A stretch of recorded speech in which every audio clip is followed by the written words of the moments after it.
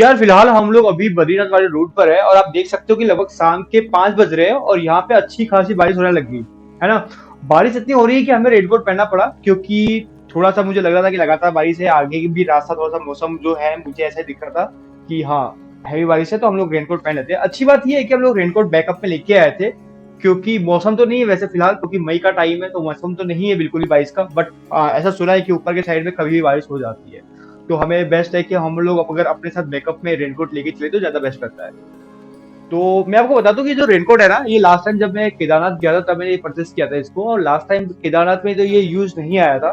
वहां पे बारिश नहीं हुई थी, किस्मत अच्छी थी कि जो मौसम था बिल्कुल साफ था, तो वहां पे यूज नहीं आया था। अब बेस्ट है कि उसी रेनकोट को मैं लेके आ गया और यहाँ पे, और ये बद्रीनाथ वाले रूट पे अब काम आ रहा है।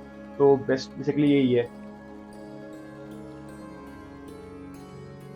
बाकी अगर आपको मैं ऑफ रोडिंग का एक्सपीरियंस बताऊं, तो अगर मैं ऋषिकेश से चल रहा हूँ, ऋषिकेश से अगर मैं बद्रीनाथ का अभी जितना भी मेरा तय किया है ना, अगर मैं उसके बाद बताऊं ना, तो मेरे को ऐसा लगा कि लगभग 15 से 20% जो है ना ऑफ रोडिंग भी है, क्योंकि रास्ता उतना अच्छा नहीं है कुछ कुछ जगह पे। बाकी अच्छा है, हाईवे बनाया गया है इसको, और रास्ता कई जगह बहुत अच्छे है, क्रीमी रास्ता है।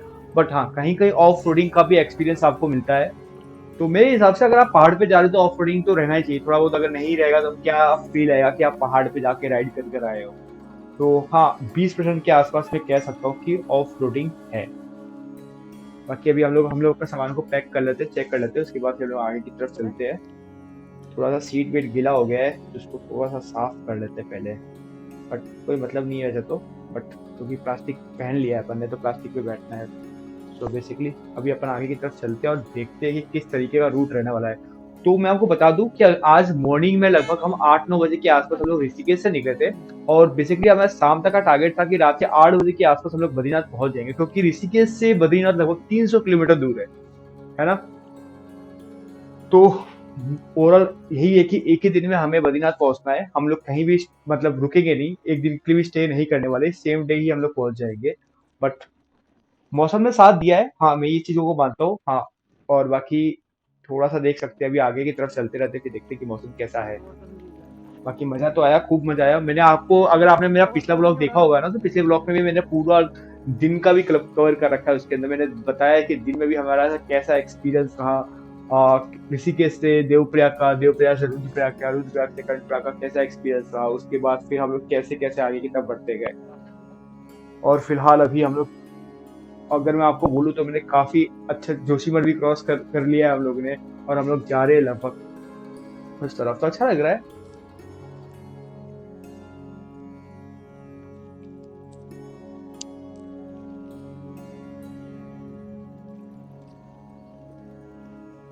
कुछ चीजें हैं मैं आपको बताना चाहूंगा, जैसे कि मैं आपको बता देता हूँ कि पंच प्रयाग है, ठीक है। रुद्र प्रयाग है, देव प्रयाग है, रुद्र प्रयाग है, कर्ण प्रयाग है, विष्णु प्रयाग है, ठीक है। इस तरीके से नंद प्रयाग है, ठीक है। तो टोटल पंच प्रयाग है। अब पंच प्रयाग में हर नदियों का संगम होता है अलकनंदा से, ठीक है।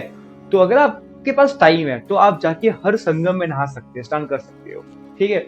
और उसके बाद सबसे जो बेसिक जो जो नदियां स्टार्ट होती है ना, हर नदियों का संगम होता है अलकनंदा से। तो अगर अलकनंदा का जो शुरुआती पॉइंट जो है वो है बद्रीनाथ, बद्रीनाथ से ही वो अलकनंदा शुरू होती है, और बाकी सभी नदियों का उसमें संगम होता है। उसके बाद जो लास्ट की नदी है, जो गंगोत्री से आती है, उसका नाम है भागीरथी, जो सीधा गौमुख से आती है, गंगोत्री से। तो सो बेसिकली उन दोनों का मिलन से ही माँ गंगा का सफर का शुरुआत भी होता है, ठीक है।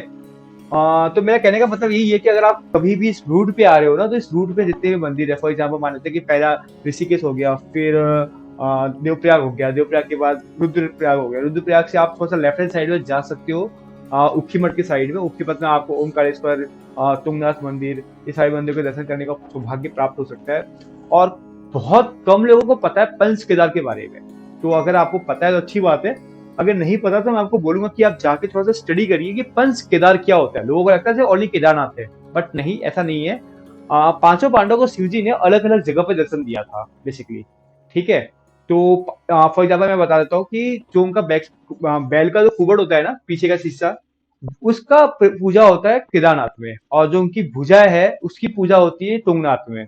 मध्य महेश्वर में उनकी नाभि की पूजा होती है, रुद्रनाथ में उनके शीश का पूजा होता है, कल्पनेश्वर में उनकी जटा की पूजा होती है, ठीक है। मैं आपको बता दूं, और बाकी जितने भी पंच केदार में 4 केदार जो है ना, वहां पे आप सभी को उस जगह पे ट्रैक करना होगा।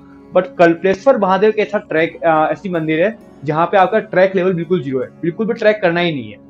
ठीक है, सिर्फ एक ब्रिज को क्रॉस करना है, ब्रिज तक भी गाड़ी जाती है, ब्रिज को क्रॉस करना है और थोड़ी सी सीढ़ी चढ़नी है, मतलब मुश्किल से यही 20-30 सीढ़ी चढ़नी है और आप सीधा कल्पलेश्वर पहुंच जाओगे। ठीक है, तो और सबसे अच्छी बात ये भी है कल्पलेश्वर की कि वो पूरे 12 महीने खुला रहता है।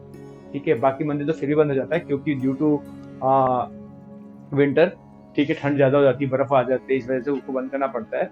बट हाँ, कल्पेश्वर महादेव ऐसा मंदिर है जो 365 दिन खुला रहता है, तो आप कभी भी जा सकते हो वहां पे दर्शन करने के लिए।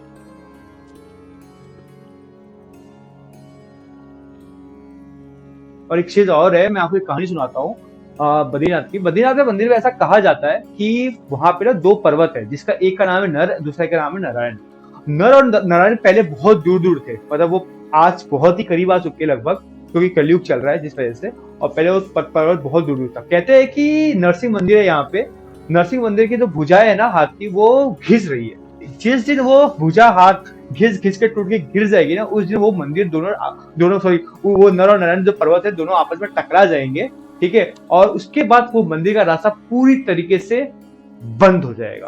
तो यहाँ पे एक मंदिर और है जिसका नाम है भविष्य बद्री। तो तब उस मंदिर की जो जो आज आप बद्रीनाथ जा रहे हैं ना, हम लोग बद्रीनाथ में जो पूजा करने, उस जगह पे भविष्य बद्री में फिर पूजा होगी। तो ऐसा कहते हैं कि भविष्य में बद्रीनाथ मंदिर बंद हो जाएगा, फिर भविष्य बद्री में उसकी पूजा की जाएगी। सो बेसिकली कहानियां बहुत है। कहते हैं कहानियां ही है जो हमें एक दूसरे से आपस में जोड़ती है। ये भी बिल्कुल सत्य बात है, अगर कहानी नहीं होगी तो हम लोग आपस में सब चीजों के बारे में डिस्कस ही नहीं करेंगे, डिस्कस नहीं करेंगे तो हमारी कनेक्टिविटी नहीं हो पाएगी, हमारी बॉन्ड नहीं बनेगी किसी भी चीजों को लेके। तो कहानी होना भी बहुत ज्यादा जरूरी है, और कहानी का हिस्सा होना भी बहुत ज्यादा जरूरी है। बाकी मौसम, अगर मैं मौसम की बात करूं, मौसम बहुत प्यारा है, पूरे रास्ते में बारिश हो रखी है कि अभी हम लोग आगे बढ़ते जा रहे हैं, लगभग शाम के 7:30 बज गए। मुझे लगता है यहाँ से लगभग 40 किलोमीटर और है। मुझे अगर ऐसा ही रहा था लगभग हम उसको 8:30-9 बज सकते हैं, बट हाँ हम कोशिश करेंगे कि जितना जल्दी कवर कर पाए उतना अच्छा रहेगा। बिकॉज मौसम तो अच्छा है, बारिश रुक गई है, रोड गीला है, हाँ बट ठीक है। और अच्छी बात ये है कि यहाँ पे ट्रैफिक नहीं है, ये बात भी मैंने नोटिस करी है, ट्रैफिक बहुत कम है। और रास्ता आप देख सकते हो, जैसा कि मैंने कहा था 80% रास्ता बहुत अच्छा है, 20% ही ऑफ रोडिंग है, वो भी किसी किसी जगह पे जहाँ पे थोड़ा रोड बनाना मुश्किल है या फिर रोड पे का काम चल रहा है, इस तरीके से। I am saying to my brother कि भाई, एक नॉर्मल पहाड़ पे बर्फ देखना और एक हिमालय का बर्फ देखना, दोनों का एक अलग ही सुकून, एक अलग नेक्स्ट लेवल खुशी का एहसास होता है। ये बात तो है यार, देख लो आप राइट हैंड साइड पे देख सकते हो कि यहाँ वहाँ पे लैंडस्लाइड हो रखा है, और यहाँ पे बहुत लैंडस्लाइड होता है, बहुत लैंडस्लाइड होता है। तो अच्छी बात ये है कि मई में आए हुए हैं, बरसात का टाइम नहीं है, बरसात के टाइम में तो बहुत ज्यादा ही लैंडस्लाइड होता है। तो अगर आप कभी गए हो वहाँ उत्तराखंड साइड में या हिमाचल साइड में, अगर आपने कभी अपने आंखों से लैंडस्लाइड देखा है तो आप मुझे उसकी स्टोरी मुझे कमेंट बॉक्स में कमेंट करके बता सकते हो। अगर मुझे आपकी स्टोरी अच्छी लगी तो मैं भी, हो सकता है मैं आपको कनेक्ट करूँ, आपसे लाइव आऊँ, आपसे फिर उस चीज़ों के बारे में डिस्कस करूँ कि कैसा था एक्सपीरियंस आपका।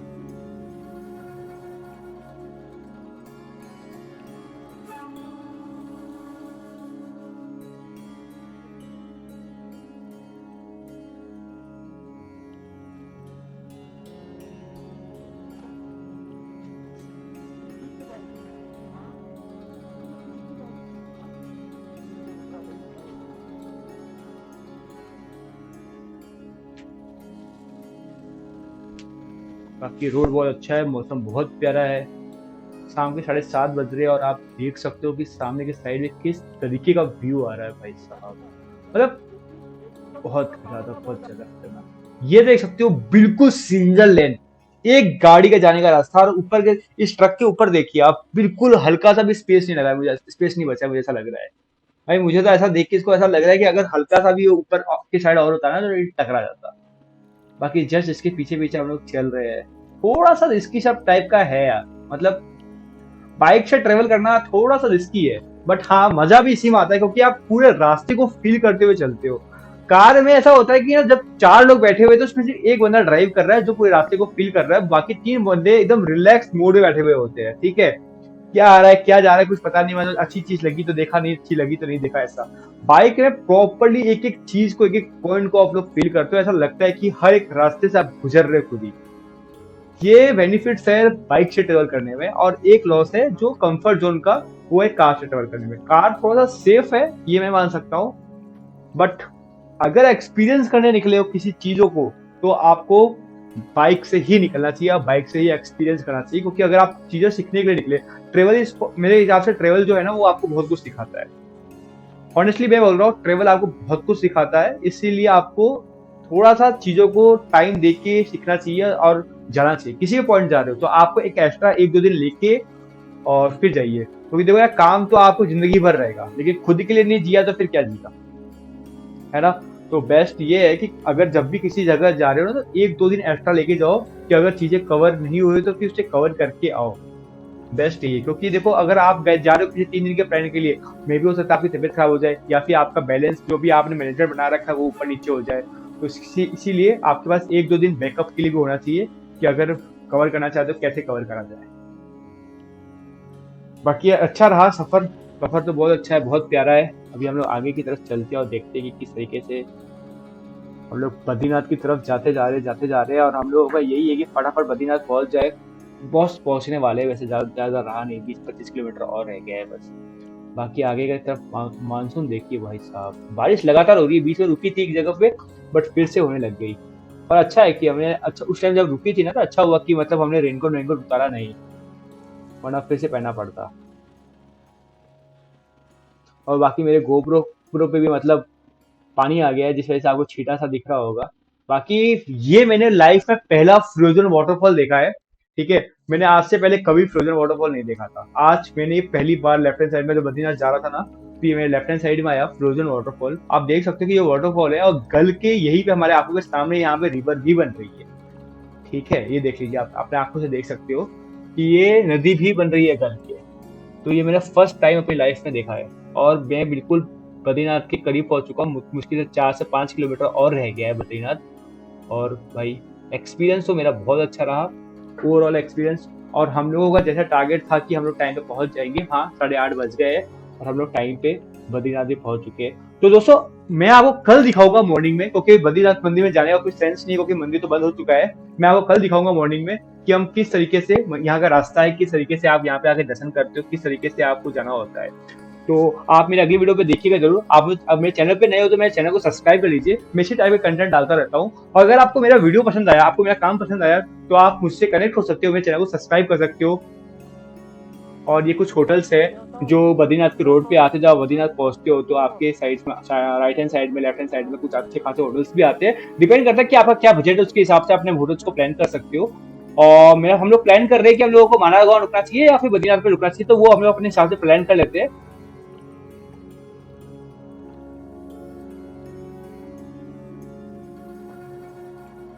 सलाम आया तो मुझे बता देना, ठीक है।